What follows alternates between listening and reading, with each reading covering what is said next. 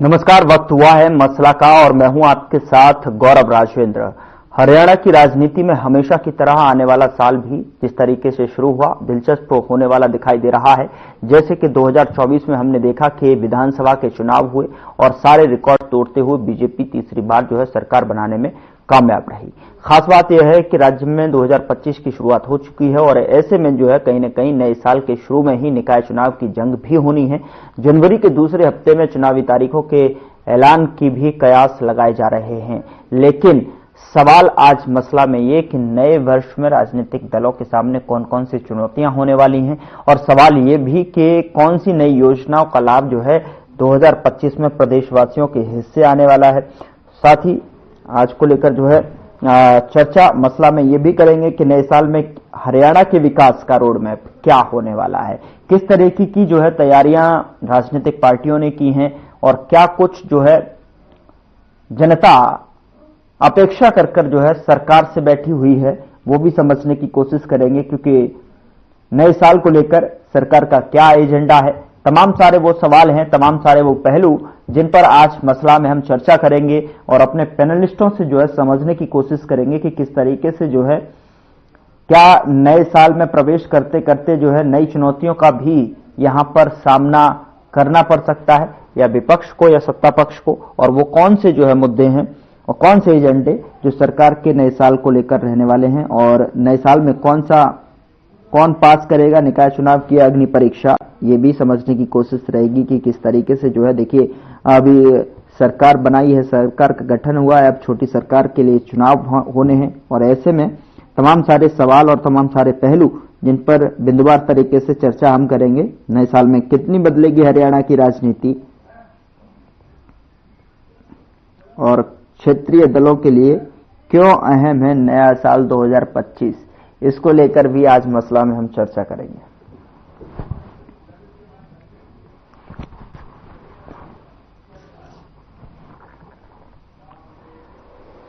मसला में चर्चा की शुरुआत करते हैं और हमारे साथ एक पैनल जुड़ा हुआ है, उसका तारुफ मैं आपके साथ करा देता हूं। हमारे साथ पैनलिस्ट के तौर पर वैशाली तोमर हैं, प्रवक्ता बीजेपी की तरफ से जुड़ रहे हैं, बहुत स्वागत है मैम आपका। ललिता अरोड़ा जी हैं, प्रवक्ता कांग्रेस की तरफ से, बहुत स्वागत है सर आपका। मसला के अंदर विनय यादव जी हैं, प्रवक्ता आम आदमी पार्टी के तौर पर हमारे साथ जुड़ रहे हैं, बहुत स्वागत है सर आपका भी। और समझने की कोशिश सबसे पहले आज शुरुआत ललित जी मैं आपसे करना चाहूंगा।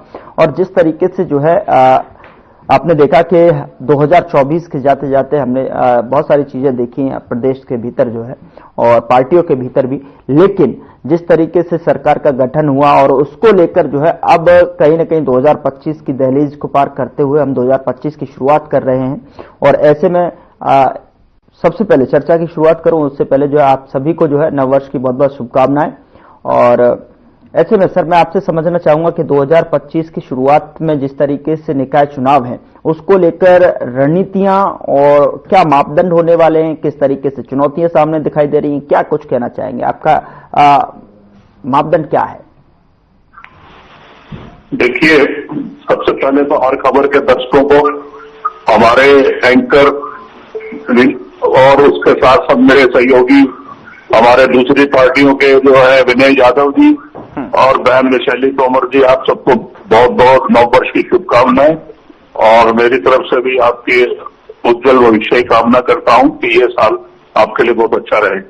जी, अब ये सवाल ये है कि हमारा विचार ये है कि अगर कानून का शासन, समानता और न्याय सुनिश्चित हो, स्वतंत्र और निष्पक्ष चुनाव हो और मानव अधिकारों की सुरक्षा हो, इससे जुड़े और भी कई मुद्दे हैं। ये इस आने वाले निकाय चुनाव में इस तरह की कुछ हमारी ऐसी सोच है। दूसरी बात, स्थानीय चुनाव बहुत ही क्लोजली फाइट किया जाता है, कोई ऐसा नहीं है कि लूजली कोई फाइट कर लेगा, क्योंकि मैन टू मैन यहाँ पे अप्रोच होती है और मुद्दे भी स्थानीय भी होते हैं और स्टेट के मुद्दे भी इसमें होते हैं। लेकिन ज्यादातर स्थानीय मुद्दे जो पिछले 5 साल में रहे, जिन पे रूलिंग पार्टी या जो लोग उस समय, जरूरी नहीं कि हर निगम में या बाकी जगह रूलिंग पार्टी रही हो, लेकिन जो भी उस समय के मेयर रहे या बाकी एमसी रहे, उनके कार्यकलापों का भी एक विस्तार से चर्चा होती है इलेक्ट्रॉनिक के बीच में और उन्होंने कैसे काम किया, उन्होंने कैसे अपनी समस्याओं का नियंत्रण किया, किस तरीके से उठाया उनको, ये सारी जो स्थितियां हैं ये वहां पे डिस्कस होती है इन चुनाव में। मूलतः क्या होता है कि अब आजकल मुद्दे क्या है, किसानों का मुद्दा चल रहा है, बेरोजगारी का है और बेरोजगार युवकों का विदेशों में पलायन का मुद्दा है, कर्मचारियों के मुद्दे हैं, छोटे व्यापारियों के मुद्दे हैं, आम जनता की बहुत सी शिकायतें हैं जिसमें सफाई व्यवस्था है, कचरा प्रबंधन है और आम आदमी का वो जो पीपीपी वगैरह इस तरह की भी चीजें हैं। तो गृहिणियों की अपनी समस्याएं हैं, महंगाई की समस्या है, जैसे सिलेंडर का रेट की बात है और बहुत सी चीजें उससे जुड़ी हुई है, कानून व्यवस्था की, खासकर महिलाओं की सुरक्षा की बात है, अग्निवीर योजना के भी कुछ इश्यू अभी रहते हैं और कुछ घोटाले भी 34-35 घोटाले पिछले टर्म में इनके हुए जो स्थानीय स्तर पर अफेक्ट करते हैं।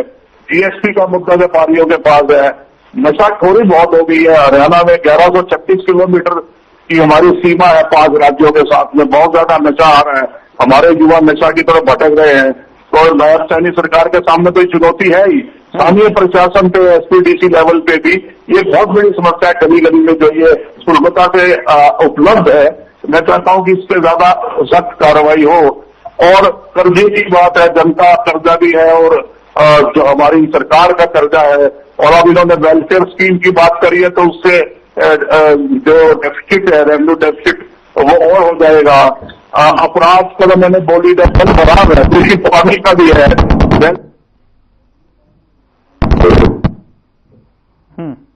क्योंकि मोदी जी ने कहा था कि किसी भी समाज के 4 पिलर होते हैं, एक तो गरीब, एक युवा, एक महिला और एक किसान। तो वही है, इन चारों की समस्या है, लोगों को घर देने की समस्या है, जो ग्रामीण आवास डिस्कस होंगी चुनाव में, जनता करेगी। और चूंकि हमारा एक फ्रैक्शन का 1% का भी अंतर नहीं है, तो मुझे लगता है भाजपा और कांग्रेस का ही डायरेक्ट कंटेस्ट होने वाला है। हालांकि जो दूसरी पार्टियां हैं वो भी मैदान में रहेंगी, उनका अपना एक एरिया है, तो ये कंटेस्ट तो बेसिकली 2 पार्टियों में होने वाला है। ठीक है वैशाली जी, मैं आपके पास आना चाहूंगा और आपसे समझने की कोशिश करूंगा कि जिस तरीके से जो है निकाय चुनाव से शुरुआत करता हूं, चूंकि अब नजदीक है, और ऐसे में जो है आपको क्या लग रहा है कि किस तरीके से, जिस तरीके से ललित जी कह रहे हैं कि कांग्रेस और बीजेपी के बीच में है, क्योंकि अब मैं बीते दिन जो है चर्चा कर रहा था तो आम आदमी के प्रवक्ता कह रहे थे कि देखिए कांग्रेस कहीं दिखाई नहीं दे रही है और जो है जिस तरीके से होगा, जो सीधा जो टक्कर होगी, टकराव होगी, वो हमारे और जो है कहीं ना कहीं बीजेपी के बीच में देखने को मिलेगी। लेकिन बहरहाल मैं आपसे समझने की कोशिश करूंगा कि जिस तरीके से अब चुनाव है, तो इस अग्नि परीक्षा को जो है किस तरीके से और कौन आपको दिखाई दे रहा है, किस तरीके से जो है निपटने वाले हैं, किस तरीके से जो है किसके हाथ इसकी बाजी लगने वाली है? अंग्रेजी नववर्ष की आपको शुभकामनाएं, हार्दिक शुभकामनाएं, मंगलमय हो आपके लिए ये 2025। और साथ ही साथ मेरे साथ जुड़े कांग्रेस के प्रवक्ता ललित जी को भी सादर नमस्कार, और आप पार्टी के प्रवक्ता को भी मेरा सादर नमस्कार और नववर्ष की ढेरों शुभकामनाएं। और हरियाणा की जनता को राम राम और साथ ही साथ नववर्ष की ढेरों शुभकामनाएं। जी बिल्कुल, देखिए नगर निगम का चुनाव है और कुछ चीजें मुझे ललित जी की भी, जिस तरह से ललित जी ने कहा, मैं उनकी भी कुछ बातों से सहमत हूँ और कुछ बातों से सहमत नहीं हूँ। जी देखिए, नगर निगम का चुनाव जो होता है गौरव जी, वो हम ये इसको नहीं कह सकते कि सीधा सीधा बीजेपी और कांग्रेस का चुनाव है। तो ये चुनाव, पहली बात तो ये जनता का चुनाव है, और दूसरा आप देखेंगे कि नगर निगम के चुनाव में कई मायने तक जो निर्दलीय कैंडिडेट होते हैं वो भी बहुत मायने रखते हैं, क्योंकि ये चुनाव सीधा सीधा नालियों का और पानी का, सड़कों का, रोजमर्रा की जो तकलीफें होती हैं, सीवर का, रोजमर्रा की जो लाइफ की जो चीजें होती हैं, उनका चुनाव होता है। और इसमें वही कैंडिडेट मायने रखता है जो सही मायने में जनता से कनेक्ट करता है, जनता की समस्याओं का निवारण करता है, जनता के सुख दुख में खड़ा रहता है।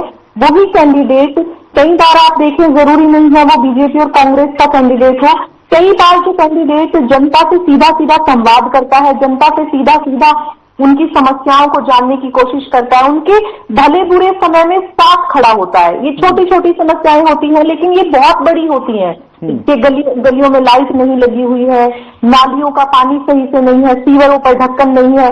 तो ये जो ऐसी चीजें होती हैं कि जब जनता को ये लगता है कि जो कैंडिडेट वहां पर उनके लिए खड़ा है उनकी सफाई को लेकर, उनकी इन छोटी बातों को लेकर जो बहुत बड़ी बन जाती है, पानी की ऐसी चीजें बड़ी बन जाती हैं, तो वो उसी कैंडिडेट को चुनते हैं।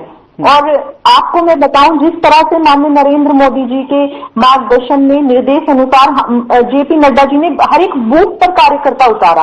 आप यहाँ देखेंगे कि हमारे यहाँ पर एक बूथ का कार्यकर्ता, बूथ का अध्यक्ष भी अपने आप में एक बहुत बड़ी शक्ति रखता है, बहुत बड़ा साहस रखता है और बहुत बड़ा एक नियत रखता है, नीति रखता है कि उसको किस तरह से जनता से कनेक्ट होना है। इसलिए छोटे छोटे डिवाइड कर दिए गए हैं और उनको पूरी पावर दी गई है। उनको बताया गया है कि जनता के, क्योंकि कई बार क्या होता है, विधायक के ऊपर पूरा एक एरिया होता है जो सारी समस्याओं का निवारण नहीं कर सकता। मेयर जो होता है उसके अंदर में पार्षद होते हैं, पार्षद के अलावा भी जो बूथ के अध्यक्ष होते हैं, जो शक्ति केंद्र प्रमुख होते हैं, इतनी वैरायटी में मैं कहूंगी, इतने वेरिएशन में मैं कहूंगी कि कार्यकर्ता ने डिफरेंट तरीके से घर घर को टच किया है। भारतीय जनता पार्टी के कार्यकर्ता ने घर घर पहुंचने का कार्य किया है, घर घर की समस्याओं को समझने का, उन पर काम करने का कार्य किया है। सब कुछ उन्होंने विधायक, मेयर, पार्षद पर ना छोड़कर, जो हमारे आप मंडल अध्यक्ष देखेंगे, मंडल के महामंत्री देखेंगे, बूथ अध्यक्ष देखेंगे, शक्ति प्रमुख देखेंगे, पन्ना प्रमुख देखेंगे, वो इतनी सारी शक्तियों का जो मैं कहूंगी इनको जो बांटा गया है, उन शक्तियों को वो इसीलिए बांटा गया है ताकि कहीं भी कोई गुरेज ना हो जाए, कोई कमी न रह जाए और किस तरह से इसको शासन को बनाने को, सत्ता में आने को हर एक प्रयास, हर एक सफल प्रयास वो किया गया है। ये सिर्फ आप ये देखें कि हमारे यहाँ पर बीजेपी में ये कहने तक सीमित नहीं हो जाता कि हम जनता की सेवा के लिए दिन भर या 24 घंटे खड़े हैं। ये कहने मात्र के लिए नहीं है। यहाँ पर संगठन इतना विस्तार हो चुका है, संगठन का इतना विस्तार हो चुका है कि आज आप देखेंगे कि हर घर में आप बीजेपी का कार्यकर्ता देखेंगे और उस कार्यकर्ता को जमीन पर उतरे हुए देखेंगे कि कैसे वो रात दिन जनता की समस्याओं के लिए खड़ा होगा। लेकिन फिर भी मैं यही कह रही हूँ कि कहीं अगर किसी कार्यकर्ता ने, किसी टिकट के दावेदार ने कोई कमी छोड़ी होगी तो जनता उसका स्वतः उसका दे देती है, इलाज कर देती है, दिखा देती है। आप जब रिजल्ट आता है तो इसमें आजकल कोई इतनी बड़ी स्कीम नहीं हो गई है, जैसा काम करते हैं वैसा उसका सीधा सीधा फल मिल जाता है। इसमें कोई, आपने देखा कि किस तरह से चुनाव में बड़े बड़े मंत्री हार गए और कितने कितने वोटों से हार गए, 400 वोटों से हार गए। तो इन सारी चीजों को देखने के बाद एक, चाहे वो पार्षद का चुनाव है, चाहे वो मेयर का चुनाव है, जो दावेदार हैं वो पूरी मेहनत से लगे हैं और कांग्रेस के कार्यकर्ता तो मुझे नहीं लगता कहीं नजर भी नहीं आते। आप देखें कि इनका संगठन भी नहीं बना हुआ है तो कार्यकर्ता कहाँ से काम करेंगे? कैंडिडेट आएंगे और उनको बैनर लगाएंगे और लोग उनको उसी माध्यम से देख पाएंगे। तो जनता उन्हीं लोगों को चुनेगी, उन्हीं को अपना नेता, उन्हीं को अपना पार्षद, उन्हीं को अपना मेयर बनाएगी जो उनके दुख सुख में खड़ा होगा, जो उनकी समस्याओं को सुन रहा होगा, जो उनकी समस्याओं का निवारण कर रहा होगा, जो उनके सही समय पर उनके फोन अटेंड कर रहा होगा, उनके कामों को कर रहा होगा। क्योंकि आजकल इतना ज्यादा जनता अवेयर है, लोग इतने ज्यादा अवेयर हैं कि जो सीधा सीधा कनेक्ट करते हैं चीजों को, समस्याओं का निराकरण करते हैं। जनता उन्हें ही अपना नेता मानती है। पहले की तरह कोई बाहुबली, कोई धनबल, कोई इन चीजों की राजनीति में, पहली राजनीति में गोरख जी और अब की राजनीति में जमीनों आसमान का अंतर है। पहली राजनीति एक प्रभाव से हुआ करती थी कि किसी का प्रभाव है, किसी का नाम है तो वोट वहीं डल जाया करते थे, डर से डर जाते थे, बाहुबली से डर जाते थे, धन से डर जाते थे या कोई भी लालच देकर डर जाते थे। आजकल ऐसा नहीं है। आजकल जनता भी चालाक हो गई है, जनता भी देख रही है कि कौन सही मायने में काम आएगा और किसको सही मायने में सत्ता देनी चाहिए, कौन किस योग्य है। छोटी छोटी सी बातों पर भी जनता मंथन करती है, पढ़ी लिखी है, अवेयर है। ये जागरूक जनता है जिसको सही मायने में सही चुनाव करने का पूरा अधिकार भी है, वो करती भी है। आपने देखा भी, पिछले चुनावों में भी देखा, हर जगह देखा। और बीजेपी का प्रत्येक कार्यकर्ता इस बात को मानता है। इनकी तरह नहीं है कि अगर जीत हो गई तो बहुत अच्छा, भाई हमने बहुत बढ़िया काम किया और बीजेपी से त्रस्त हो रही थी जनता, हार हो गई तो ईवीएम पर ठीकरा फोड़ दें। हम तो सीधा सीधा मानते हैं कि कहीं ना कहीं हम में कमी रही है, हमारे कार्यकर्ता में कमी रही है, हमने सही तरीके से जनता की समस्याओं का निराकरण नहीं किया, निवारण नहीं किया, नहीं सुना। तो हमें अब इस पर काम करना होगा। यही मीटिंग्स होती है, यही बैठक होती है, यही ऊपर से निर्देश होता है कि आपको जो नीतियां, जो योजनाएं बनाई जा रही हैं, घर घर तक नल, और जिस तरह से ललित जी ने भी कहा कि आवास की समस्याओं का निवारण किया है, आयुष्मान कार्ड के माध्यम से स्वास्थ्य को देखा है।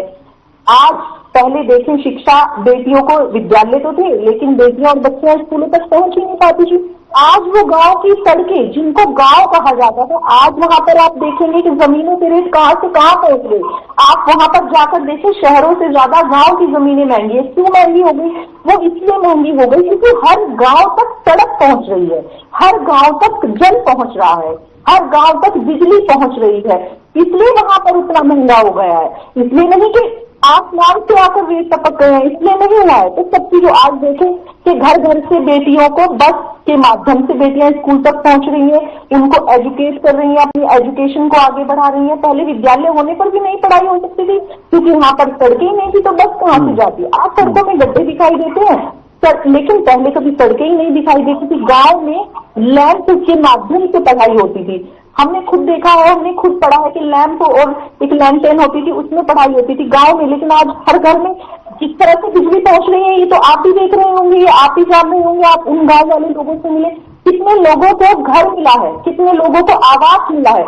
आज एक गरीब जो लोग है, वो आयुष्मान कार्ड के माध्यम से, उसको डर नहीं है, उसको भय नहीं है कि मैं अगर बुढ़ापे में मुझे कोई बड़ी बीमारी हो जाती है तो मैं इसका इलाज कैसे करवाऊंगा।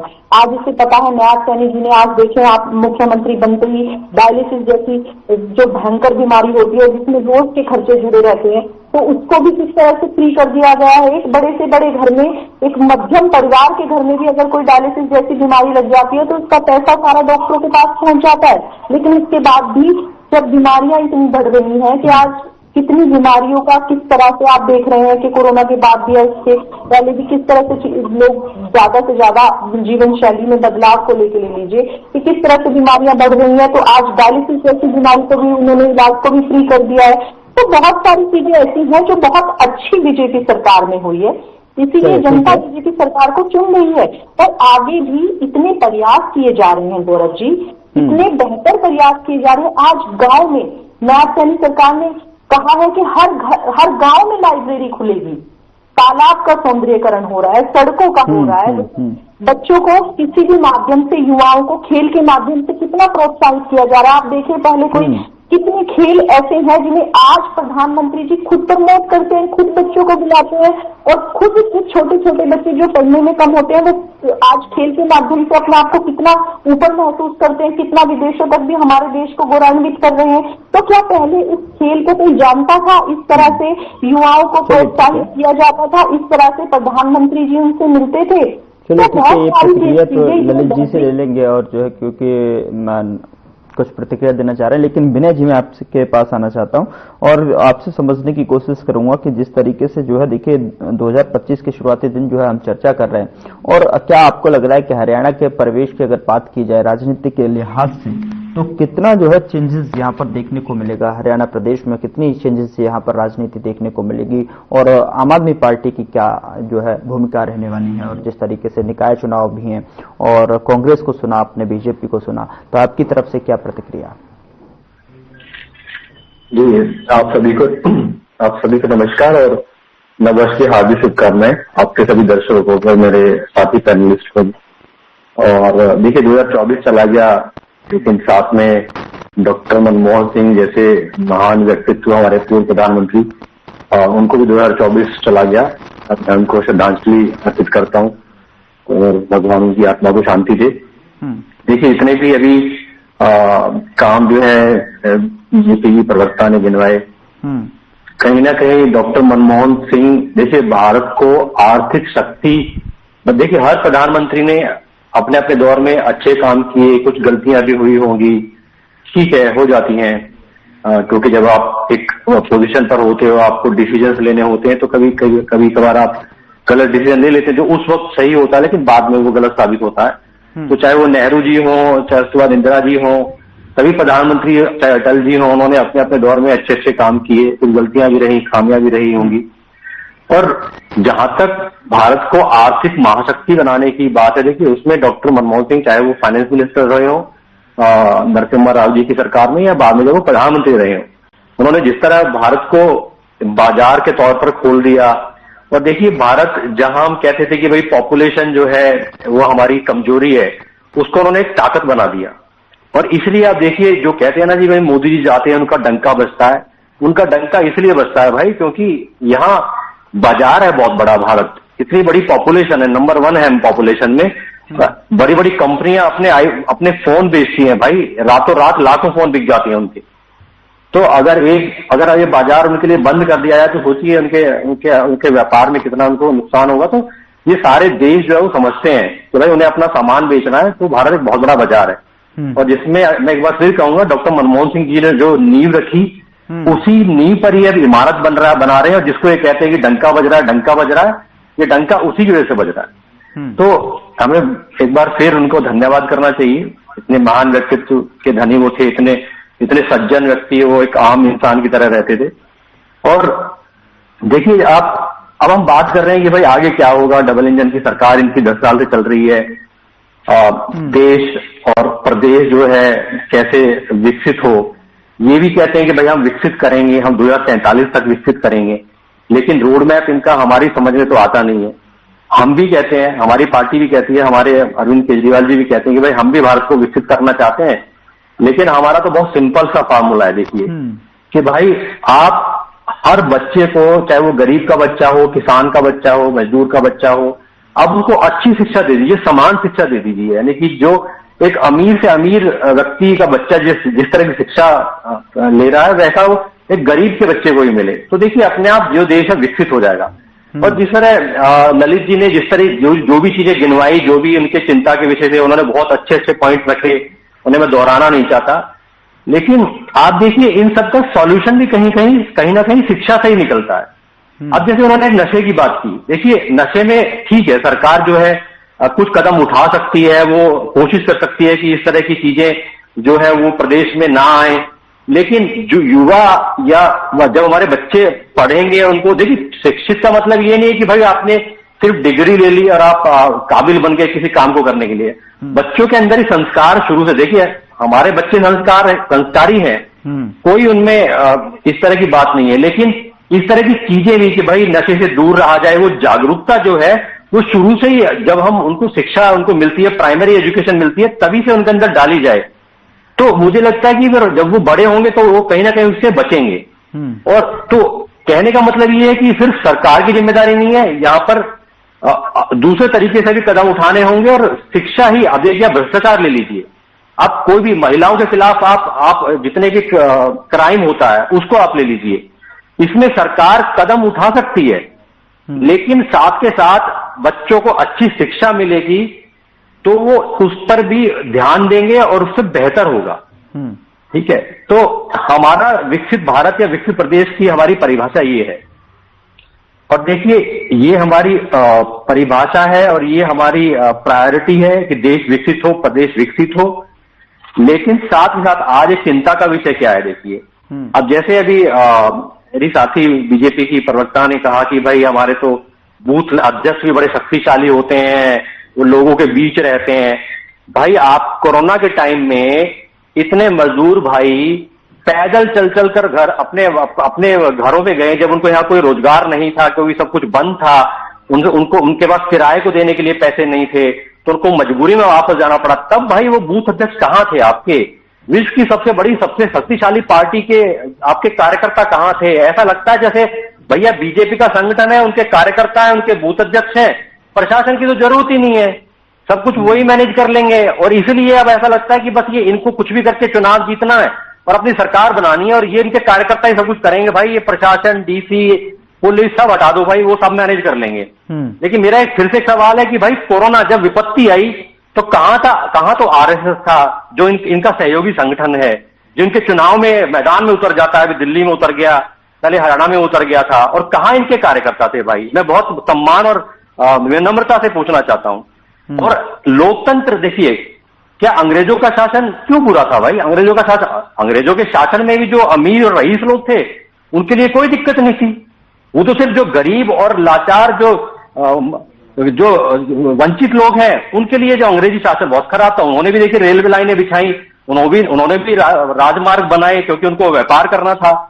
तो आज भी देखिए वही शासन चल रहा है। आप उद्योगपतियों का आप 15-15 लाख करोड़ माफ कर देते हो, उनको आप कॉर्पोरेट टैक्स में छूट देते हो। अरे भाई बताओ ना कि उद्योग बड़े बड़े जो 2-4 गिने चुने इनके मित्र उद्योगपति हैं, उन्होंने कितना रोजगार उन्होंने पैदा किया, कितने लोगों को उन्होंने नौकरियां दी जिनको आप टैक्स में छूट दिए जा रहे हो। और जैसे ये मैं कह रहा हूं कि लोकतंत्र को भाई खतरा है। देखिए एक चिंता का विषय है कि चुनाव, ये तो पहले सुनिश्चित किया जाए कि चुनाव जो है फेयर होंगे, चुनाव में कोई घपला नहीं होगा। ये इन्होंने इतने काम गिनवाए, ठीक है मैं मान लेता हूं भाई आपने जो काम गिनवाए, आपका कार्यकर्ता काम करता है, आपकी सरकारें काम करती हैं, आपने आयुष्मान योजना गिनवाई, आपका digital India, make in India, vocal for local, नए नए नाम लेकर आते हो, डंका बज रहा है, सब कुछ हो रहा है। इतना काम करने के बाद भी, और आप साथ में कह रहे हो, इन्होंने बोला कि जनता चालाक हो गई है, बाद में इन्होंने कहा कि नहीं जनता जागरूक हो गई है। चलिए जागरूक बेहतर शब्द है, लेकिन देखिए जनता भी जागरूक है, ये खुद ऐसा मानती है, इतना काम इन्होंने किया है। तो मुझे एक बात बताइए कि देश के प्रधानमंत्री जो 10 साल से प्रचंड बहुमत की सरकार चला रहे थे, मैं एक बार फिर याद करूंगा डॉक्टर मनमोहन सिंह को, जिन्होंने गठबंधन की सरकार चलाई, और गठबंधन की सरकार भी इतनी बढ़िया चलाई कि देश को आर्थिक शक्ति बना दिया। ये प्रचंड बहुमत की सरकार चलाते हैं और उसके बाद चुनाव में क्या करते हैं, इतना काम करने के बाद चुनाव में क्या बोलते हैं, भैंस, चिकन, मटन, मुजरा, बटेंगे तो कटेंगे। ये नया है। देखिए भारत के क्या, मैं तो कहता हूं दुनिया के इतिहास में इससे शर्मनाक नारा कोई नहीं दे सकता, जो प्रधानमंत्री अपने मुंह से जिसका उच्चारण कर रहे हैं कि एक है तो सेफ है। मुख्यमंत्री इनके कहते हैं बटेंगे तो कटेंगे। भाई मुझे समझा दीजिए इसका मतलब क्या है। तो जब आपने इतना काम किया है तो आपको इस तरह के काम करने की जरूरत क्यों पड़ती है कि आपको एक संवैधानिक पद पर होते हुए आप अपनी गरिमा को इतना, उस पद की गरिमा को इतना गिरा देते हो। आप ऐसे ऐसे शब्दों का, शब्दावली का प्रयोग करते हो। चंडीगढ़ मेयर चुनाव में देखिए जहां 30 कितने वोट थी, वहां वोट चोरी करते हुए साफ साफ पकड़ा गया, सुप्रीम कोर्ट ने लताड़ लगाई। ये मैं सारे उदाहरण इसलिए गिनवा रहा हूं कि लोकतंत्र को तो बचा ले जाने हम। ठीक है जवाब लेंगे। विनय जी मुझे यहाँ पर एक छोटे से ब्रेक के लिए रुकना है, लेकिन लगातार चर्चा जारी है और जानने की कोशिश की किस तरीके से चुनौतियों से निपटेंगे राजनीतिक दल, और जो है क्या हरियाणा के विकास का जो है रोड मैप रहने वाला है, ये भी समझने की और टटोलने की कोशिश रहेगी। मसला में फिलहाल एक छोटा सा ब्रेक, फौरन लौटते हैं।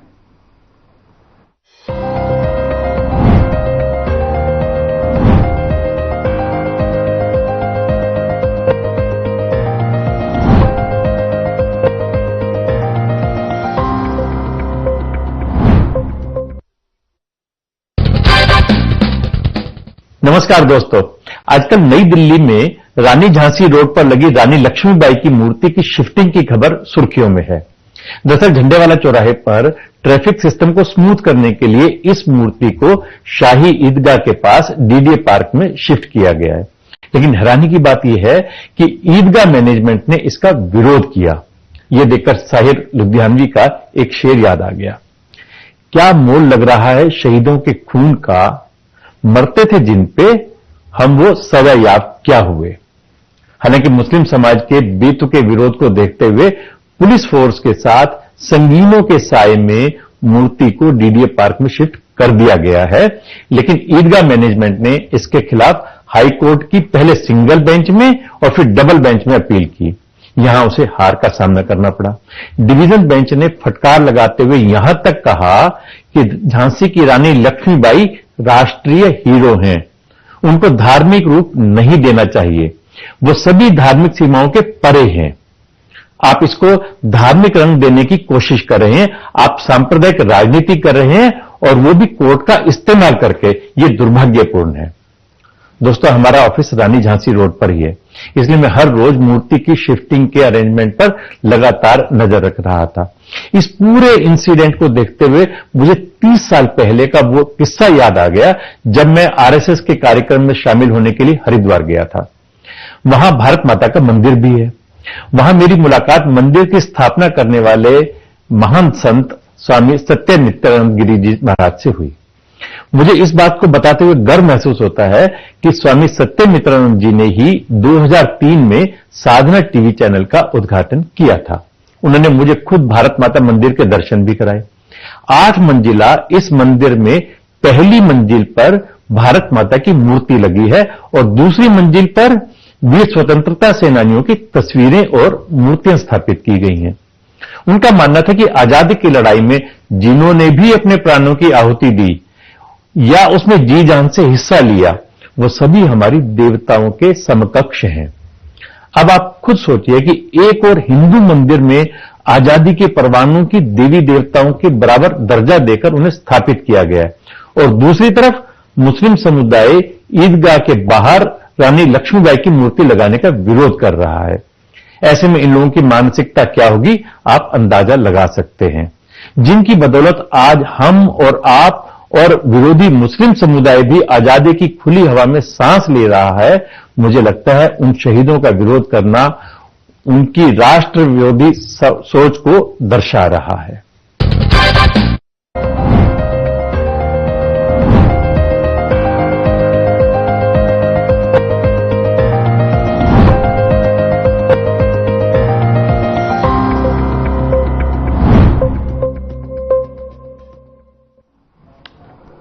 मसला में एक बार फिर से आपका स्वागत है। और चर्चा लगातार 2025 के परिदृश्य को देखते हुए राजनीतिक लिहाज से जो है यहां पर समझने की कोशिश, निकाय चुनाव भी अब नजदीक हैं और में जो है आधिकारिक ऐलान होना बाकी है, और उसको लेकर भी चर्चाएं कि किस तरीके से जो है उसका इम्पैक्ट जो है देखने को मिलेगा और क्या इफेक्ट जो है जो विधानसभा के चुनाव हुए, विधानसभा के जो नतीजे हैं उनका जो है इम्पैक्ट जो है यहाँ पर निकाय चुनाव पर देखने को मिलेगा। उसको लेकर लगातार चर्चा जारी है। और यहाँ पर विनय जी, मैं आपके पास था जो है ब्रेक से पहले, जो है आप अपनी बात को कंप्लीट कीजिए, फिर उसके बाद जो मैं ललित जी आपके पास आ रहा हूं।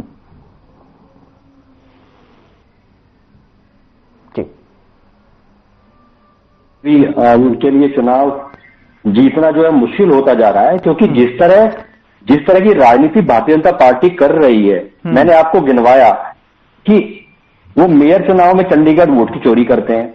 दिल्ली में देखिए, अभी हमने अरविंद केजरीवाल जी ने चुनाव आयोग को शिकायत भी की, जिसमें एक विधानसभा से 11,11 हजार वोट कटवाए जा रहे हैं।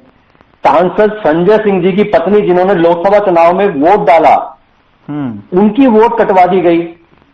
तो क्या सवाल खड़े नहीं होते?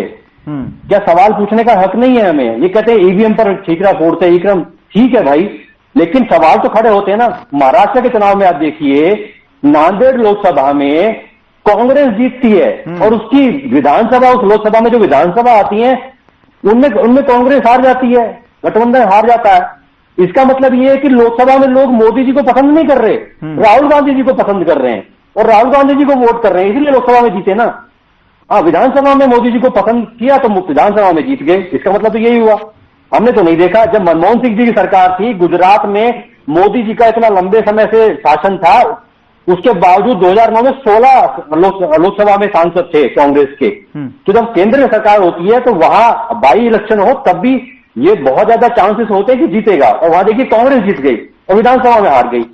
तो क्या सवाल खड़े नहीं होते? और जिस तरह से वोटों की गिनती, वोट पड़े कितने हैं, गिनती कुछ और हो रही है, आपस में विस्मय थे। आज के डिजिटल इंडिया में, भाई डिजिटल इंडिया है ना, हम डिजिटल इंडिया करते हैं, तो आज के डिजिटल इंडिया में वोटों, आप जितने वोट पड़ रहे हैं, जितने गिने जा रहे हैं, उनमें फर्क है भाई। तो क्या सवाल खड़े नहीं होंगे?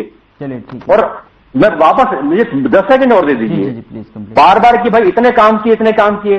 2020 का चुनाव याद कीजिए, गृह मंत्री अमित शाह जी का बयान था कि ये दिल्ली का चुनाव हिंदुस्तान वर्सेस पाकिस्तान का चुनाव है। अब बताइए मुझे, मैं पूछना चाहता हूं कि दिल्ली में कौन जीता 2020 में? हिंदुस्तान जीता या पाकिस्तान जीता? बताएं जरा मुझे एक बार। ये इतना चुनाव के स्तर को इतना गिरा देते हैं लोकतंत्र को। एक और मैं बात कहना चाहता हूं, इनकी मंशा पर क्यों शक होता है? इन्होंने जो चीफ इलेक्शन कमीशन के सिलेक्शन कमेटी में से चीफ जस्टिस ऑफ इंडिया को हटा दिया। अब कौन बचा? प्रधानमंत्री, लीडर ऑफ अपोजिशन, और एक इनका कानून मंत्री। यानी कि अब क्योंकि 2-1 से हमेशा यही जीतेंगे, तो इसका कोई मतलब ही नहीं रह गया। तो क्या इनको चीफ जस्टिस ऑफ इंडिया पर भी भरोसा नहीं है कि वो गलत निर्णय लेंगे? क्यों हटाया भाई? तो गौरव जी, ये सारे सवाल खड़े होते हैं कि लोकतंत्र खतरे में इसलिए है क्योंकि इन सवालों के जवाब नहीं मिल रहे हैं हमें। यहाँ पर वैशाली जी ही जो है आपको अच्छे तरीके से सुन रही हैं दोनों को, और जिस तरीके से सवाल उठ रहे हैं और सवाल खड़े होते हैं और सवाल आने वाले समय को भी जो है यहाँ पर झकझोरते हैं, तो कहीं न कहीं जवाब देना तो यहाँ पर बनता है। वैशाली जी, मैं आपके पास आऊंगा, लेकिन ललित जी से प्रतिक्रिया जान लेता हूँ। ललित जी, अगर एजेंडे को लेकर बात की जाए, सरकार कह रही है या फिर वैशाली जी ने, जिस तरीके से आपने सुना कि जिस तरीके से वैशाली जी ने कहा कि कितनी योजनाओं का लाभ जो है अंतिम छोर पर खड़े हुए व्यक्ति तक पहुंच रहा है। तमाम सारी योजनाओं का लाभ जो है हरियाणा प्रदेश की जनता को मिलता हुआ दिखाई दे रहा है। आयुष्मान कार्ड उन्होंने गिनवाया और किस तरीके से डिजिटल इंडिया की तरफ बढ़ते हुए नजर आ रहे हैं। तो कहीं ना कहीं आप बताएं कि किस तरीके से जो है आपके संगठन पर भी सवाल, आपके कार्यकर्ताओं को लेकर भी सवाल, जिस तरीके से संगठन जो है एक मुश्त यहां पर नजर नहीं आ रहा। उन्होंने अपने संगठन को ऊपर अव्वल यहां पर दर्शाया। क्या कहना चाहेंगे ललित जी? कि जनता को इतनी समझ नहीं है कि कांग्रेस पार्टी को वोट देना है। उन्होंने हमें 39% वोट दिए, शायद आपने ही अभी कोट किया होगा, दिए थे ना। 39% वोट हम ले गए और संगठन की बात अगर करते हैं तो संगठन जिस दिन बन गया तो आप तो 20, 12, 14, 15, 20% पे आ जाओगे, इसलिए आपको तो सूट कर रहे थे। दूसरी चीज, 1970 में बंसीलाल जी ने करनाल में एक बहुत बड़ा जलसा हुआ था और वहां पे ये उस दिन का, उसमें इंदिरा जी भी यहां आई थी और मुझे याद है अच्छी तरह कि पूरे हरियाणा में का विद्युतीकरण कर दिया गया था। तो 54 साल पहले हो गया था। हमारी बहन कह रही थी कि हम पहले लाइट नहीं होती थी, 54 साल से तो हरियाणा में लाइट है। दूसरी बात, अभी बीएनएस जो क्राइम को डिफाइन करता है, आपने दफा कौन सी लगानी है, किसमें काम करना है, पुलिसिया तंत्र कैसे काम करेगा, वो आपका हरियाणा में पूरी तरह से अभी लागू नहीं है। अभी प्रधानमंत्री भी आए थे और वो खुद ही मान रहे थे कि हम यहाँ पे उसके इम्प्लीमेंटेशन पर्पज से आए हैं। परसों चौथी स्टेटमेंट भी आई है। तो अभी तो बीएनएस ही प्रॉपर क्रियान्वयन हो रहा। स्मार्ट सिटीज के अंदर में इतने घपले हैं। मैं एक एग्जाम्पल देना चाहूंगा ऑन रिकॉर्ड। जो हमारे दृष्टि दिव्यांग हैं, दृष्टि जिनके पास कम है या नहीं है, उनके लिए 5.5 करोड़ रुपया लगा के विनय जी एक एक्सक्लूसिव रोड बनाएगी करनाल में। वो रोड दिखती नहीं है। 2-3 महीने बाद मैंने पूछा किसी से भी रोड कहां थी, कहते यहां कहते थे भाई। मैं वहां घूमने निकला, मुझे कहीं दृष्टिहीनों के लिए वो सड़क दिखाई नहीं दे रही। 5.5 करोड़ रुपया खर्च हो गया। पता नहीं तो कितने करोड़ों के सीसीटीवी लगाए और वो आज क्या दशा है। मैं कहना ये चाह रहा हूं कि कोई भी सरकार हो, जब आज सारा झगड़ा जल जोरू जमीन का है, करप्शन तो है ही है। आपके 3 आईएएस पकड़े गए। आप जो देखें तो अनिल तोमर पकड़े गए थे, वो आपके बोर्ड से एग्जामिनेशन में पेपर लीकेज के कितने केसेस हुए। तो जनता इनसे त्रस्त होती है ना। मेरा कहना यह है कि कोई भी सरकार संपूर्ण नहीं होती। आज आवश्यकता है कि जो पॉवर्टी एलिवेशन प्रोग्राम है उनको ही पूरा कर लिया जाए। जो आप नई व्यवस्थाएं करना चाह रहे हो वेलफेयर की, उसके लिए बजट नहीं है आपके पास में। तो जो ऑलरेडी स्कीम्स हैं उनका अभी देखिएगा मार्च में 30% बजट वापस जाएंगे। वो सारे लोकल सेल्फ गवर्नमेंट को अभी गवर्नमेंट ऑफ इंडिया ने 195 करोड़ रुपया दिए हैं और कोई 1600-1700 करोड़ रुपया टोटल सारे हरियाणा पे लगना है। तो आप ये देखिए कि बजट है कहां लोकल सेल्फ गवर्नमेंट के जगह इंप्रूवमेंट करने के लिए। सड़कें हैं, आपके पानी की व्यवस्था है, कचरा की व्यवस्था है। अब हमारे यहाँ करनाल में 8 डिस्ट्रिक्ट का कचरा आता है। आप देख लीजिए कि कितना बढ़िया अरेंजमेंट है यहाँ पे। ये चीजें देखने वाली है। देखिए आईएलओ ने एक अपने 1920 तक ने एक फैसला किया था कि रोटी कपड़ा मकान शिक्षा और स्वास्थ्य, ये एक परिवार को जिसमें पति पत्नी और 2 बच्चे हैं, उनकी ये बेसिक रिक्वायरमेंट है। आप मुझे ये बताइए प्रति व्यक्ति आय कितनी है? अगर आप कहते हो जी 1 लाख से 1,30,000 या 1,80,000 के लोगों को हमने इसमें कर लिया है, 15,000 से 4 बंदों का परिवार ये चारों पांचों व्यवस्थाएं कर सकता है क्या? कहां से करेगा? तो उसको सब्सिडी देने से भी कोई भला नहीं होने वाला जब तक कि प्रॉपर रोजगार और प्रॉपर वेतन या प्रॉपर वेजेस हो। अब इसके अलावा सुरक्षा की बात करें, कोई भी महिला आज भी हरियाणा के सेफेस्ट सिटीज में भी रात को 6 बजे बाद 7 बजे बाद नहीं निकल सकती है। इस पे हमें अपने पुलिस तंत्र को मजबूत कर रहे हैं। मैं फॉल्ट फाइंडिंग नहीं कर रहा हूं। मैं चाहता हूं कि इस पे जो भी लोकल सेल्फ गवर्नमेंट के लोग होंगे उनको बहुत सी तरह की समस्याओं से 2-4 होना पड़ता है। रोज वहां पे शिकायतों के मार लगे होते हैं। एक पब्लिक का आदमी जो चुनाव जीत के बैठेगा, मेयर या एमसी, उसके घर सुबह से लाइनें लगी होती है। तो मेरा ये कहना है कि आप कहते जो मर्जी रहिए, आपके पास में प्लानिंग क्या है ये हमें बताइए कि भाई। और हम तो ये वादा करते हैं कि हम कम से कम 10 बेसिक सुविधाओं में इतनी इंप्रूवमेंट जरूर लाएंगे कि एक तो करप्शन फ्री काम हो, दूसरा किसी को वो पुलिस थाने या किसी जगह घूस ना देनी पड़े, तीसरा बेसिक कम्युनिटीज जो है उसके लिए शिकायतें और चक्कर ना लगाना पड़े, एक सेंट्रलाइज कंप्लेंट या टेलीफोन जहां पे ये हेल्पलाइन हो, जहां पे ये जाते ही रजिस्टर हो जाए और तुरंत उसका निपटान हो। क्योंकि जनता आज टैक्स देती है तो सुविधाएं भी चाहिए। उन सुविधाओं को जो भारत सरकार ने अपने सारी स्कीम्स में दी हुई है, हम चाहते हैं कि कोई अगर नई टीमें बनती है, नए हमारे एमसी बनते हैं, जिस भी पार्टी से बने, हमारा तो ये है कि वो सारी सुविधाओं को मुहैया कराने के लिए कटिबद्ध हों। ये तो उसी में ही बहुत कुछ हो जाने वाला। Implementation is a big issue और हमारा कांग्रेस का तो ये रहेगा कि उन 10-12 बेसिक सुविधाओं को बहुत अच्छे ढंग से इम्प्लीमेंट किया जाए, लोगों को लाइनों में ना लगना पड़े, पीपीपी की तरह ना हो, इसका कोई सोल्यूशन हो, बंद करना तो बंद करो, इस तरह की बहुत सी चीजें। और सबसे ज्यादा प्रॉब्लम आ रही है निगमों के दफ्तरों में, और क्योंकि अब इसके ऊपर भी बहुत ध्यान देने की जरूरत है। तो कांग्रेस पार्टी तो अपनी जिम्मेवारियों के बारे में समझती है और हम चाहते हैं कि हमें पब्लिक से आग्रह भी करते हैं कि इस बार कांग्रेस को स्थानीय निकाय में चुनाव में जिताएं ताकि हम आपकी भरपूर सेवा कर सकें।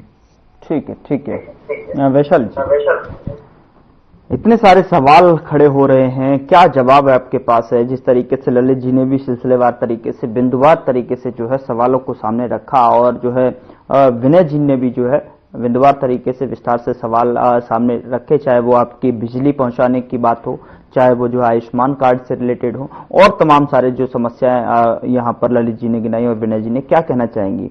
क्या रिएक्शन आपका? साथ इनको पहले मैं एक एक करके इनकी बातों का जवाब दे देती हूँ।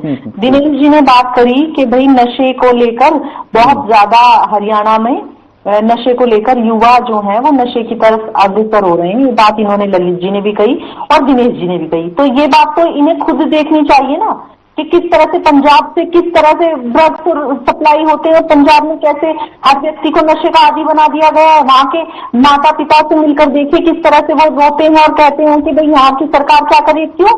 क्योंकि इनके तो मुख्यमंत्री शराब पी कर आते हैं। और इन दिल्ली में देखिए, दिल्ली में इन्होंने नशे का अड्डा बना दिया है। ये बात कर रहे थे अभी, इतनी बातें ये बोल रहे थे कि भाई किस तरह से प्रधानमंत्री जी ऐसे कहते हैं, प्रधानमंत्री जी वैसे कहते हैं, गृह मंत्री जी ने कहा हिंदुस्तान पाकिस्तान का चुनाव है, हिंदुस्तान पाकिस्तान का चुनाव है। आप देखें आपने किसने रोहिंग्यावादियों को भरा हुआ है और उनके नकली आपने वोटर आईडी बनाया। आप तो खुद अपने देश की को खराब कर रहे हैं। वहां पे आपने इतने लोगों को, ऐसे लोगों को भरा हुआ है जो इस देश के नागरिक ही नहीं है, पता नहीं कहां से, जो वहां की सुरक्षा पर भी सवाल उठाते हैं। फिर ये आकर सारी चीजें यहाँ से हरियाणा में घुस, यूपी में घुस और अत्याचार और लूटपाट करते हैं। ये वो लोग हैं। अपने आप की तरफ देखें। आपने बात कही थी उसमें पंजाब में कि 1,000 रुपए आप महिलाओं को देंगे, वो आज तक आपने मिली नहीं। और अब आपके मुख्यमंत्री ने दोबारा से रजिस्ट्रेशन करवा दिया है वहां पे। आपने कहा था कि भ्रष्टाचार, आपने खुद आपके मुख्यमंत्री ने कहा था कि भ्रष्टाचार, मैं 1 रुपया भी कभी नहीं लूंगा, मैं सरकारी गाड़ी नहीं लूंगा, मैं सरकारी आवास नहीं लूंगा, ना मैं कोई सुरक्षा लूंगा। और आप देखें उन्होंने किस तरह से अपना महल खड़ा कर लिया है। 5-5 करोड़ की तो उन्होंने शीट लगाई हुई है बाथरूम में। आप देखें उनके शब्दों में कितना कथनी करनी में अंतर है।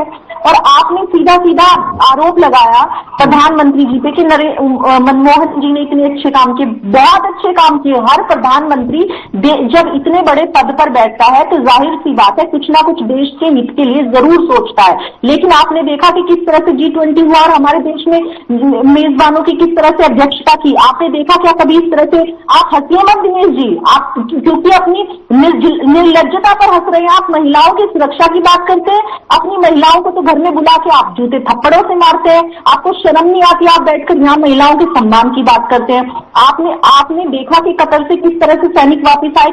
कभी पहले ऐसा हुआ है कि जिनको फांसी की सजा दे दी जाए और वो इस तरह से फांसी की सजा होने के बाद अभिनंदन जैसे और वो कतर से सैनिक वापस आ जाए। यूक्रेन से किस तरह से बच्चों को लाया गया, उसमें हर धर्म के बच्चे थे, हर धर्म के बच्चे। आप यहाँ बैठकर कह रहे हैं कोरोना में कहाँ गए थे आरएसएस वाले और कहाँ गए थे बीजेपी वाले। आप लोग तो घर में घुस के बैठे हुए थे। अगर आपको पता होता तो पता चलता। वही आरएसएस थी जिसके सेविका समिति की हर महिला ने रोटियां बना के, जिसमें हम खुद भी थे, और घर घर के दरवाजे तक पहुंचाई। अपने परिवार, अपने बच्चे, अपने पति, अपनी किसी भी चीज की परवाह नहीं की और खुद इतनी रोटी और सब्जी बना के दरवाजे तक पहुंचाते थे। हम खुद उसमें इंक्लूड थे। वही आरएसएस के वही सेवक थे वो जो इतने सारे पोस्टें भी वायरल हुई कि ये लोग आते हैं और ईश्वर की तरह आते हैं, चुपचाप चले जाते हैं, जिनकी कोई इच्छा भी नहीं होती, और आप बिना मतलब से उन पर बैठकर आरोप लगाने पर लग जाते हैं, क्योंकि आपको करना तो कुछ है नहीं।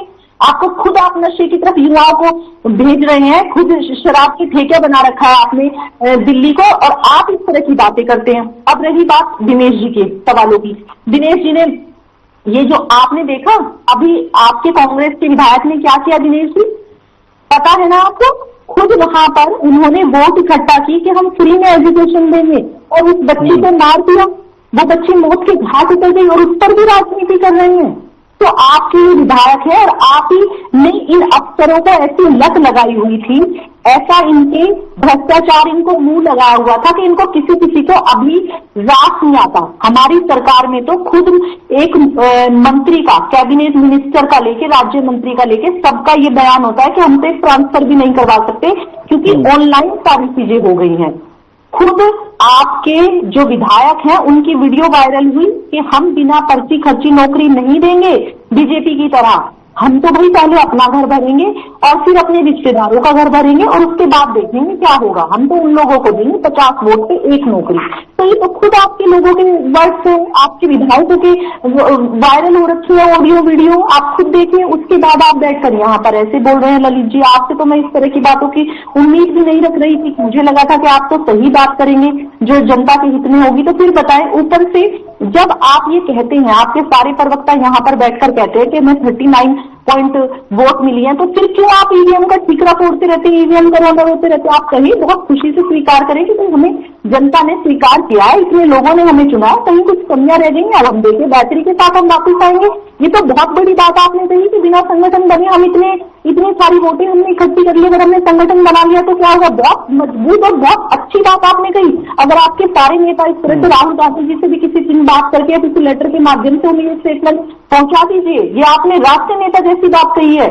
तो अगर इस तरह से आपके हुड्डा जी, शैलजा जी और आपके राहुल गांधी जी कहने लग जाए तो कार्यकर्ताओं में भी जोश भर जाए, जो आपका 40% वोट भी कार्यकर्ताओं का खराब कर दिया, क्योंकि आपकी कलही आपकी खत्म नहीं हुई। जनता के हित की बात नहीं करते, बस आके बैठेंगे तो ईवीएम का रोनर हो जाएंगे, नहीं तो उसमें सोने लग जाएंगे। जब उनके सवालों का जवाब दिया जाएगा तो उन सब में सोने लग जाएंगे, और उसके बाद भी अगर कुछ नहीं होता तो कुछ नई ऐसी स्कीम उठा लाते हैं कि हिंदू मतलब हिंसा हिंसा हिंसा। आपके मामन खान बोलते हैं कि हिंदुओं को हम प्याज की तरह फोड़ देंगे, तो अपना आपा तो आप देख नहीं रहे हैं। उसके बाद भी इतनी चीजें करने के बाद भी वो कौन सी जनता है जो आपको स्वीकार करती है और इतने लोग वोट दे देते हैं? तो उस जनता को देखिए। आप बात कर रहे हैं कि आपके मुख्यमंत्री, आपके प्रधानमंत्री कह रहे हैं कि एक है तो सेफ है, बटेंगे तो कटेंगे। बांग्लादेश में देख लीजिए, आपका किसी का स्टेटमेंट आया दिनेश जी? आप अपनी राज्यसभा की महिला सम्मान की बात कर रहे थे, उसके लिए कोई एक स्टेटमेंट दिया आपने उन हिंदुओं के लिए बोला जो मंदिरों को ऐसे फोड़ रहे हैं, बलात्कार कर रहे हैं? क्यों आपका कोई स्टेटमेंट नहीं आता? ये भारत का टुकड़ा जो सब इसकी सीमाओं से धीरे धीरे कट रहा है, ये कटी तो रहा है, ये आप जैसे लोगों की वजह से ही कट रहा है। वो जब दिल्ली में दंगे हुए थे ना, तब सबने साफ साफ कहा था कि हमने किस तरह से वोट दे दी थी। अब की बार आप देखिएगा, अब की बार आप दिल्ली में आने वाले नहीं हैं, ये बात मेरी याद रखिएगा। यहीं आप बैठे होंगे इस चैनल पर, मैं भी बैठी होंगी, तब आप देख लीजिएगा कि कांग्रेस तो साफ हो ही गई हरियाणा से। अब की बार आप दिल्ली में भी साफ होने वाले हो। तो ये आपकी ये समझ लीजिएगा कि ये आखिरी बार आपकी राजनीति थी, और इस बार केजरीवाल जी की और आप सब लोगों की राजनीति खत्म होने वाली है दिल्ली से। दोनों की राजनीति की खत्म बात कर रही है, लेकिन मैं दोनों से यही प्रतिक्रिया लूंगा मैं आपसे वैशाली जी। लेकिन एक और सवाल ये है कि जिस तरीके से, जो कि समय भी कम है, और ऐसे में जो विकास के रोडमैप की अगर बात करूं, रोडमैप किस तरीके से आप जो है आगामी इन दिनों इस साल में जो है देखना चाह रही हैं, किस तरीके से जो है प्रशासन की जो है और सरकार की खास तौर पर जो है तैयारियां हैं, एक छोटा सा संक्षेप में जो है एक जवाब जो है। देखिए, जिस तरह से सैनिकों के लिए, सीआरपीएफ के लिए पहले 50 लाख एक अनुग्रह राशि दी जाती थी, अब उसको 1 करोड़ बढ़ाकर कर दिया गया। हर गांव में लाइब्रेरी के माध्यम से, सड़कों के माध्यम से, बिजली के माध्यम से, पानी के माध्यम से अच्छी तरह से रोड मैप में ये कहूंगी बहुत अच्छी तरह से 10 साल सरकार चलाई है। जब आगे बेहतरी के साथ चीजें और अच्छी अच्छी हो रही है और आप आने वाले समय में देखेंगे क्या इनको केएमपी पे चलते हुए नहीं दिखाई देता, क्या इनको वो 4 मार्ग नहीं दिखाई देता जो राजमार्ग से जुड़ा है, क्या इनको मुंबई तक का हाईवे नहीं दिखाई देता है, क्या इनको अब जो गुजरात तक हाईवे जुड़ रहा है वो नहीं दिखाई देता है। तो इनको तो कुछ भी नहीं दिखाई देगा, ना इनको ललित जी कुछ कहना चाह रहे हैं? ठीक है इसलिए ललित जी पे प्लीज कंप्लीट कीजिए ललित जी। ठीक है वैसल जी, समय कम है इसलिए मैं आ रहा हूँ आपके पास भी। विनय जी जरूर बताना चाहूंगा क्लैरिफिकेशन कि भिवानी के अंदर में एक बिटिया ने आत्महत्या की, दलित बिटिया ने, और उसमें ये एमएलए का जिक्र कर रही थी। आप मुझे ये बताइए कि अगर उसने एग्जामिनेशन का फीस नहीं भरा तो क्या पूरे हिंदुस्तान में, हरियाणा में कहीं व्यवस्था नहीं हो सकती थी? डिप्टी कमिश्नर के पास जो है उसका रेड क्रॉस का फंड होता है, कंटीजेंसीज होती है तो कई तरह की, स्कूल के अंदर, कॉलेज के अंदर कई तरह की। मैडम बोलने दीजिए प्लीज। प्रताड़ित करेंगे ना तब आत्महत्या होती है, इतनी छोटी चीज। आप सुन लीजिए ना, आप नहीं सुनेंगी तो फिर मैं बात कैसे रखूंगा? आपका माइंडसेट ऐसा हो चुका है। सुनिए, आपके ये कह रहा हूं कि उस व्यक्ति ने उसके फादर ने कहा कि हमारे फीस के पैसे बर्बाद हो, लेकिन भाजपा के वहां जिलाध्यक्ष भी थे, इनकी सरकार की थी, ऑफिशियल इनके थे, किसी ने उसके रेस्क्यू नहीं, उसको नहीं कहा कि बेटा आपका फीस हम भरवा देते हैं, सरकार आपकी है, डिप्टी कमिश्नर आपका है, आप एक बात हुआ था। आपका विधायक, आपके विधायक ने फ्री एजुकेशन पे वोट क्यों मांगी वहां पे? उसे तो इस्तीफा भी देना चाहिए। फ्री एजुकेशन पे वोट क्यों मांगी, क्यों मांगी? हो जाता है तो क्या उसको विधायक पद पर रहना चाहिए? आप बताइए लीजिए, क्या उसको विधायक पद पर रहना चाहिए? आप यहाँ बैठ के इस तरह के शब्दों का आप इस्तेमाल कर रहे हैं। मुझे तो हैरानी है इस बात की कि आप इस तरह के शब्दों का इस्तेमाल कर रहे हैं। आप अपने विधायक को बैठ के यहाँ पर परवक्ता का मतलब ये नहीं होता कि आत्मा ही मर जाए।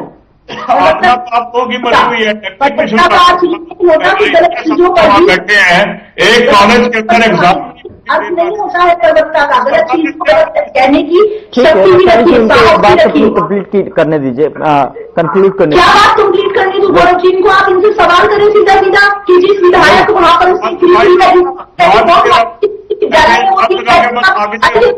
नहीं हो रही है फिर उसके सीधे लगे और जैसे चलिए एक लड़की बच्ची की जान किसकी है? आपने एफआईआर लॉन्च करी किसके? चलिए ठीक है विनय जी 5 सेकंड बोलते ही जाना। विनय जी मैं तो ये कह रहा था भाई, इतनी अच्छी आपने सड़कें बना दी, आपने लाइटें लगा दी, पहले लैंप में पढ़ते थे हरियाणा में, मुझे तो याद नहीं कि लैंप में कब पढ़ते थे। मैं भी गांव के प्राइमरी स्कूल में पढ़ा हूँ, बिल्कुल प्राथमिक पाठशाला में जो होता है, तो लैंप में तो कभी नहीं हम पढ़े। और लैंप में पढ़ के देखिए मनमोहन सिंह जी देश के इतने बड़े विद्वान, अर्थशास्त्री और प्रधानमंत्री बने, दुनिया में उनका नाम डंका बजता है। अमेरिका में जब जाते हैं उनकी संसद में तो 10 मिनट तक तालियां नहीं रुकती हैं। तो देखिए मैं ये कहना चाह रहा हूं कि सब कुछ कर दिया, स्कूल कहाँ है भाई? आप बताइए कितने स्कूल आपने बनाए? अरे प्राइवेट स्कूल में बच्चियां जाएंगी, 5-5 हजार रुपए महीने की फीस एक बच्चे की, 10,000 रुपए 2 महीने की फीस, 1 महीने की फीस 2 बच्चों की हो गई। आपको लगता है कि गरीब इंसान जो है वो इतनी फीस भर पाएगा प्राइवेट स्कूल में? अब देखिए वो बोलने नहीं देंगी, हमने बड़ी शांति से सुना, के साथ रोकना, हमने बड़े आराम से सुना की ओर है जो है। वैशाली जी, ललित जी और विनय यादव जी जो है बहुत शुक्रिया चर्चा में शामिल होने के लिए, बहुत बहुत शुक्रिया। लेकिन बहरहाल आगे वाला समय जो है किस तरीके से जो है नगर निगम के चुनाव होने हैं और किस तरीके से निकाय चुनावों को लेकर राजनीतिक दल जो है निपटेंगे, वो देखने वाली बात होगी। फिलहाल मसला में इतना ही। नमस्कार।